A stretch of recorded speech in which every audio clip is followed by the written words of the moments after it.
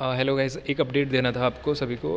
मैंने कल RTE apply की थी जिसमें एसबीआई जे के कर्नाटक के जो रीज़न है वहाँ की बेंगलुरु रीज़न की मैंने आरटीई अपलोड की थी, जिसमें मैंने कुछ इन्फॉर्मेशन शेयर की थी जो मुझे आरटीई के थ्रू मिली थी।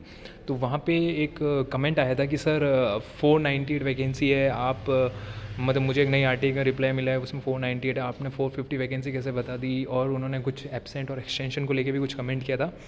तो उनको शायद न्यू आरटीई का रिप्लाई भी उन्होंने देखा होगा। तो देखो, मुझे जो कल आरटीई का रिप्लाई आया और जो नोटिफिकेशन में वैकेंसीज मेंशन थी, मैंने वही चीज़ें वहाँ पे बताई थी कि देखो 450 वैकेंसी के अंदर इतने लोगों ने ज्वाइन किया, क्योंकि देखो जो भी था वो आरटीई का रिप्लाई ही था, और वो आरटीई 18/8/2024 को की थी। और ये इसका रिप्लाई देखो 18/8 को और 21/8 को ये रिसीव हुई है। तो इसमें जो अपडेट है वो मैं आपको एक बार बता देता हूँ, क्योंकि जो भी है आरटीई जो भी रिप्लाई आते हैं वो अपडेट होके ही आते हैं, या जैसे जैसे बैंक उनको रिप्लाई करता है। बट हमारे पास वही है कि सारी इन्फॉर्मेशन आ जानी चाहिए, कोई कन्फ्यूज़न नहीं रहना चाहिए किसी के बीच में। तो देखो जो इसमें कैंडिडेट्स ने अप्लाई किया था और उन्होंने अपने क्वेश्चन पूछे थे वो थे, how many candidates call for joining in SBI Bangalore circle 2023 choice. तो 498 कैंडिडेट्स टोटल कॉल किए गए थे। जो कल मैंने आरटीई जो रिप्लाई अपलोड किया था उसमें मैंने कैंडिडेट ज्वाइनिंग का क्वेश्चन ही नहीं पूछा था। तो मैंने 450 बताई थी जो नोटिफिकेशन के अंदर मेंशन की, जो वैकेंसी आई थी उस टाइम 450 वैकेंसी थी। अब वो बढ़ के 498 हो गई है, तो इसमें कोई नई बात नहीं है, क्योंकि जो भी क्या वैकेंसी बढ़ती है वो बाद में पता चलती है हमें आरटीई रिप्लाई के अंदर। तो कल जो मेरे पास आरटीई अपलोड की थी मैंने बेंगलोर रीजन की, उसमें मैंने ये बोला भी था कि अगर 450 वैकेंसी नोटिफिकेशन के अंदर मेंशन है और बाद में वैकेंसी बढ़ी है तो ये सब अच्छी बात है ना। अब वैकेंसी बढ़ी है तो उसके अकॉर्डिंग डेटा भी चेंज होगा। अब होता क्या है कि बहुत बार ना क्वेश्चन भी है ना, स्टूडेंट अपने अकॉर्डिंग पूछता है कि उसको कौन सी इन्फॉर्मेशन चाहिए, तो आरटीई के रिप्लाई भी उसी के अकॉर्डिंग आते हैं।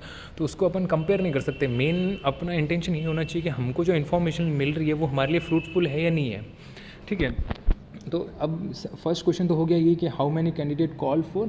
तो 450 से 498 को कॉल किया गया था। तो अच्छी बात है ना, 48 स्टूडेंट ज़्यादा बुलाए थे उन्होंने।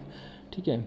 उसके बाद how many candidates came for joining in SBI J Bangalore circle. तो 394 कैंडिडेट्स आए थे ज्वाइनिंग के लिए, मतलब डीवी के लिए प्रेजेंट हुए थे। उसमें से how many candidates remain after, मतलब एब्सेंट कितने रहे थे। तो 140 यानी 114 लोग एब्सेंट रहे थे। उन्होंने कमेंट यही किया था कि सर है ना आप गलत इन्फॉर्मेशन दे रहे हो। मैंने कहा नहीं भाई, आरटी का एक रिप्लाई आया, उसमें number of joining, number of extension, number of absent और 450 के अकॉर्डिंग उनका जो भी प्लस माइनस मैथ्स लगा के मैंने अपडेट किया था आपको।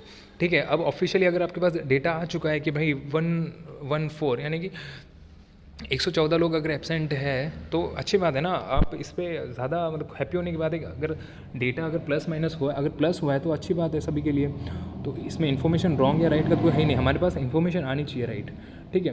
अब how many candidates are remain, मतलब 114 लोगों का वेटिंग में आने का चांस है। ठीक है। और उसके बाद है how many candidates call for joining from OBC category.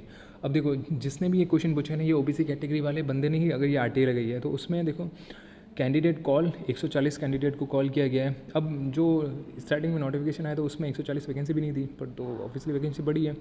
अब कैंडिडेट ज्वाइन कितने किए हैं, 100 कैंडिडेट ने ज्वाइन किया है। तो उसके बाद है एक्सटेंशन, 9 कैंडिडेट्स का एक्सटेंशन भी है।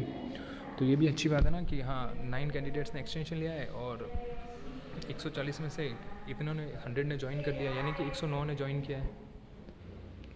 तो जो भी चेंजेस हुए हैं वो वैकेंसी बढ़ने के बाद ही चेंजेस हुए हैं। तो कल जो अपलोड की वो कल के इन्फॉर्मेशन के अकॉर्डिंग थी। आज जो डेटा अपलोड किया जा रहा है या जो वीडियो बना रहा हूँ मैं आज के इन्फॉर्मेशन के अकॉर्डिंग बना रहा हूँ कि ओबीसी में 100 ज्वाइन कर चुके हैं, 9 एक्सटेंशन लिया है। तो रिमेनिंग 109 लोग अगर ज्वाइन कर चुके हैं। अगर देखो मेन बात ये है कि ना सारे आरटीआई में अलग अलग रिप्लाई, जैसे इसमें कितने कैंडिडेट्स एलपीटी में आउट हुए हैं वो मेंशन नहीं है। तो सारी मैथ्स लगाने के बाद ही आप एक पर्टिकुलर डेटा पे पहुंच पाते हैं कि हाँ मुझे ये डेटा या ये इन्फॉर्मेशन है करेक्ट। ठीक है। तो यहाँ पे मैंने एलपीटी वाले माइनस नहीं करके बता रहा हूँ। तो ओवरऑल अब जितने भी रिमेनिंग रहते हैं प्लस माइनस करना कैंडिडेट स्टूडेंट्स का काम है। मेरा काम है इन्फॉर्मेशन आप तक पहुँचा देना सही ऑथेंटिसिटी की। हाँ एसबीआई की तरफ से आरटीआई आ रही है, आरटीआई में कोई एडिट नहीं किया हुआ है। तो जो भी इन्फॉर्मेशन वो आपके लिए, देखो ओबीसी वाला ने अपने लिए बेनिफिट के लिए मांग लिया, तो अब जनरल वालों को दोनों आरटीआई को मिलाकर, ईडब्ल्यूएस वालों को दोनों आरटीआई को मिलाकर, जिसमें एलपीटी में फेल एक्सटेंशन वाले सारे कैंडिडेट हैं उनको मिला के प्लस माइनस करके अपनी कैटेगरी के अकॉर्डिंग चांसेस को देखना है। ठीक है गाइस। और जिन्होंने भी वो कमेंट किया था, हाँ अच्छी बात है उन्होंने कमेंट किया ताकि मुझे पता चल गया ना कि एक और नई आरटीआई। तो मैंने अपने रिसोर्सेज से जहाँ से मुझे आरटीआई मिल सके और जितना जल्दी हो सके मैंने वापस इसको करेक्ट करके अपडेट भी कर दिया कि नहीं आपके लिए आरटीआई में वैकेंसी बढ़ चुकी है, कितने कैंडिडेट्स ने ज्वाइन किया है, कितनी रिमेनिंग सीटें बाकी है, ओबीसी में कितने हैं। तो कैटेगरी वाइज अब जो एलपीटी में फेल हुए हैं वो उस वाली पुरानी वाले वीडियो में देख लेना आरटीए में। ठीक है गाइज, और ऑल द बेस्ट सभी को आरआरबी पीओ के लिए। और जिनका भी 1 से 2 नंबर तक है चांस बनेगा उनका, तो आप अपने डीवी और एलपीटी के लिए प्रिपेयर रहिए। Thank you.